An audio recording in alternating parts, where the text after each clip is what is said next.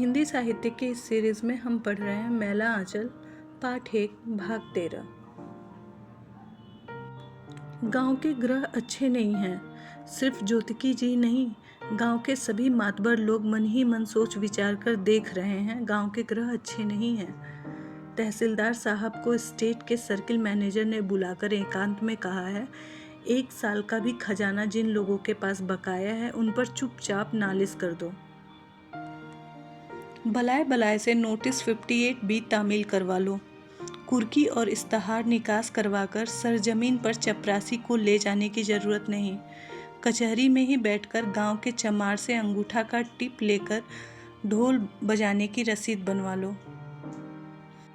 गांव के 1-2 गवाहों को भी ठीक करके रखो। स्टेट से उनको भत्ता मिलेगा। इन कांग्रेसियों का कोई ठीक नहीं है। सिंह जी यादव टोलों के नठेलों का सीना तानकर चलना बर्दाश्त नहीं कर सकते। ज्योतिकी जी ठीक कहते थे, बार बार लाठी भाला दिखलाते हैं। हौसला बढ़ गया है, अब तो राह चलते प्रणाम पाती भी नहीं करते यादव लोग। कलिया कभी कभी चिढ़ाने के लिए नमस्कार करता है, देह में आग लग जाती है सुनकर। लेकिन सिंह जी का क्या करें, राजपूत टोली के नौजवान लोग भी ग्वालों की दल में ही धीरे धीरे मिल रहे हैं। अखाड़े में ग्वालों के साथ कुश्ती लड़ते हैं, रोज शाम में कीर्तन में भी जाने लगे हैं। हरगौरी ठीक कहता था, यदि यही हालात रही तो 5 साल के बाद ग्वाले बेटी मांगेंगे। तब काली कुर्ती वाले के बारे में जो हरगौरी कहता था उन लोगों को बुला लिया जाए। कहता था लाठी भाला सिखाने वाला ये मास्टर आवेंगे, हिंदू राज महाराणा प्रताप और शिवाजी का राज होगा। हरगौरी आजकल बड़ी बड़ी बातें करता है। भंडारा के दिन सिंह जी रूठे हुए खिलावन सिंह यादव को घर से जबरदस्ती खींचकर ले गए थे, लेकिन खिलावन सिंह का मन रूठा हुआ था। ज्योतिकी काका रोज आते हैं। उन्होंने कहा है कि सकलदीप का 18 साल की उम्र में ही माता या पिता से बिजोग लिखा हुआ है। सकलदीप का यह 17वां साल चल रहा है। सकलदीप की माँ बेटे का गौना करवाने के लिए रोज तकादा करती है। बेटे को वकील बनाने की इच्छा शायद काली माई नहीं पूरा होने देंगे। गौना के बाद फिर क्या ही पढ़ेगा। माता पिता का बिजोग बलदेव को सारी दुनिया की भलाई सूझती है, मगर जिसका नमक खाता है उसके लिए एक दिन का भी नहीं सोचे। दिन भर तहसीलदार के यहाँ बैठा रहता है और शाम को कीर्तन। कमला किनारे वाले एक जमा में कलरू पासवान के दादा का नाम कामी बटेदार की हैसियत से दर्ज है।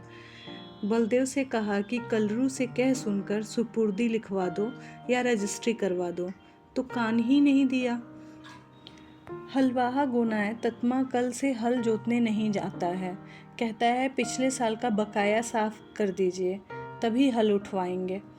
बलदेव टुकुर टुकुर देखता रहा, कुछ बोला भी नहीं, उल्टे हमसे बहस करने लगा। गरीब लोगों का दरमाहा नहीं रोकना चाहिए भाई साहब। ज्योतिकी जी की 18 साल की नववधू कचनीरा वाली के पेट में रोज खाने के बाद दर्द हो जाता है। पिछले 1 साल से वह खाने के बाद पेट पकड़कर सो जाती है। इस साल तो और भी दर्द बढ़ गया है। डॉक्टरी दवा नहीं, डॉक्टर तो पेट टिपेगा, जीभ देखेगा, आँख की पपनियाँ उलाट कर देखेगा, पेशाब और पखाने के बारे में पूछेगा, शायद लहू भी जांच करे। इधर वह रोज कहती है, डॉक्टर बाबू ने कोयरी टोला की छोटी चंपा को एक जक्सैन में आराम करा दिया था। इसी तरह से उसके भी पेट में दर्द रहता था। औरत को समझना बड़ा ही कठिन काम है। सभी औरतें एक समान, जो जिद पकड़ेंगी पकड़े रहेंगे। ज्योतिकी जी की अपनी 4 स्त्रियों का अनुभव है। पहली बेचारी का तो सिर्फ मेला बाजार देखने का रोक था, कोई भी मेला नहीं छोड़ती थी। जहाँ मेला आया कि ज्योतिकी जी 30 दिन परमानंद झा को खुशामद करने में ही बीतते थे। परमानंद की भैंस गाड़ी पर ही मेला जाएंगे। परमानंद बेचारा खुद गाड़ी हाँक कर मेला ले जाया करता था, कभी भाड़ा नहीं लिया। आखिर बेचारी की मृत्यु मेले में ही हुई। उस साल अर्धोदय के मेले में जोरों का हैजा फैला हुआ था। दूसरी को हुक्का पीने की आदत थी, ब्राह्मण का हुक्का पीना। लेकिन ज्योतिकी जी क्या करते हैं, औरत की जिद। जब बीमार पड़ती थी तो बहुत बार ज्योतिकी जी को हुक्का तैयार करके देना पड़ता था। पुरानी खांसी से खांसते खांसते वो भी मर गई। तीसरी को भी इस बात की जिद थी कि वह गांव के लड़कों से हंसना बोलना बंद नहीं करेगी, और कचनीरा वाली को डॉक्टरी दवा की जिद लगी गई है। एकमात्र पुत्र राम नारायण तो कुपुत्र निकला। विदापत नाच करता है, ततमा पासवानों के साथ रहता है।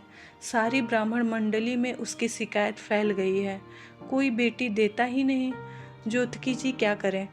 हाथ की ऊर्ध्व रेखा तो सीधे तर्जनी तक चली गई है, लेकिन कुंडली के दशम भाव में शनि है। समझाते समझाते थक गए हैं कि अपना नाम राम नारायण मिश्र कहा करो, लेकिन वह भी गंवार की तरह नाम लरेन ही कहता है।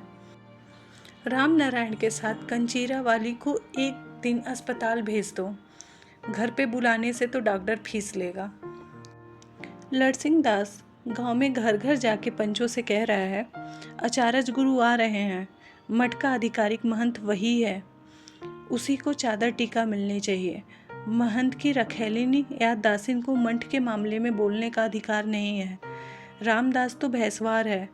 इतने बड़े मठ को चलाना मूर्ख आदमी के बूते की बात नहीं है। वह बीए पास है, अंग्रेजी में बेजक बाजता है, इसलिए तो बाबड़ी केस रखता है, धोती कुर्ता पहनता है और आधी मूछ काटता है। मठ पर एक स्कूल खोलेंगे, गांव वालों की भलाई करेंगे। आप लोग बुद्धिमान आदमी हैं, खुद विचार करके देख सकते हैं। दासिन रखैलिनी को मठ बिगाड़ देती है, साधु धर्म को भ्रष्ट कर देती है। आप लोग खुद विचार करके देख सकते हैं। तंत्रिमा टोली में पंचायत हुई, बंदिश हुई। तंत्रिमा टोले की कोई औरत बाबू टोला के किसी आंगन में काम करने नहीं जाएगी। बाबू बबुआन लोग शाम को गांव में आवे, कोई हर्ज नहीं है। किसी के अंदर हवेली में नहीं जा सकते। मजदूरी में जो भी एक आध शेर मिले, उसी में सबों को संतोष करना होगा। बलाई आमदनी में कोई बरकत नहीं। अनोखे और उचित दास छड़ीदार हुआ है। जिसे चाल से बेचाल देखेगा, बांस की छड़ी से पीठ की चमड़ी उधेड़ देगा। तंत्रिमा लोगों की इस बंदिश के बाद गहलोत छत्री, कुर्म छत्री, पोलिया टोले, धनुकधारी और कुशवाहा छत्री टोले के पंचों ने भी ऐसा ही व्यवस्था किया है। सिर्फ जनेऊ लेने से नहीं होता, कर्म भी करना पड़ता है। जाए तो कोई बाबू कभी संत आए टोली में, शाम को या रात को, उनकी औरतों से कोई दुल्लगी भी कर सकता है? संथालों के तीर पर जहर का पानी चढ़ा रहता है। कुर्म छत्री टोले के लौजमानों ने कल रात को ही शिव शंकर को बेपानी कर दिया। झुबरी मुसम्मात का घर तो टोले के एक छोर पे है, ना कि सिपहिया टोले के बसवाड़ी के ठीक बगल में। लेकिन शिवशंकर सिंह को क्या मालूम कि बांस की झोपड़ी में छोकरे पहले से ही छिपे हुए हैं। झुबरी मुसम्मात को 10 रुपये जरिमाना हुआ है। जहाँ से देना तो होगा ही, नहीं तो हुक्का पानी बंद। शिवशंकर सिंह से रुपया ला कर दे। इसी तरह लालबाग मेला में पंचलैट खरीदा होगा। बिना पंचलैट वाली पंचायत का क्या कीमत। लैट के दाम भी 20 रुपये से कम नहीं है। एक दिन बसवाड़ी में 1 घंटा मच्छर कटवाना होगा, और क्या। कालीचरण का अखाड़ा आजकल खूब जमता है। शाम को कीर्तन भी खूब जमता है। नया हारमोनिया खरीदा हुआ है। गंगा जी के मेले से गंगा तीरिया ढोल लाया गया है, खूब दम मारता है। बलदेव जी को कीर्तन तो पसंद है, लेकिन अखाड़ा और कुश्ती वे खराब समझते हैं। शरीर से ज़्यादा बल होने से हिंसा बात करने का खौफ बना रहता है। असल चीज़ तो बुद्धि है। बुद्धि के बल से ही गांधी महात्मा ने अंग्रेजों को हराया था। गांधी जी की देह में तो एक चिड़िया बराबर भी मांस नहीं था। कांग्रेस और लीडर लोग भी दुबले पतले ही थे, लेकिन कालीचरण का अखाड़ा बंद नहीं हो सकता। ढोल की आवाज़ कुछ ऐसी बात है कि कुश्ती लड़ने वाले नौजवान के खून को गर्म कर देती है। ढाक ढीना शोभन मोची ने ढोल पे लकड़ी की पहली चोट दी और देह कसमसाने लगता है। इस तरह यह पाठ यहीं समाप्त होता है। हमसे आगे जुड़े रहने के लिए सब्सक्राइब करिए और बने रहिए हिंदी साहित्य के इस सीरीज़ के साथ।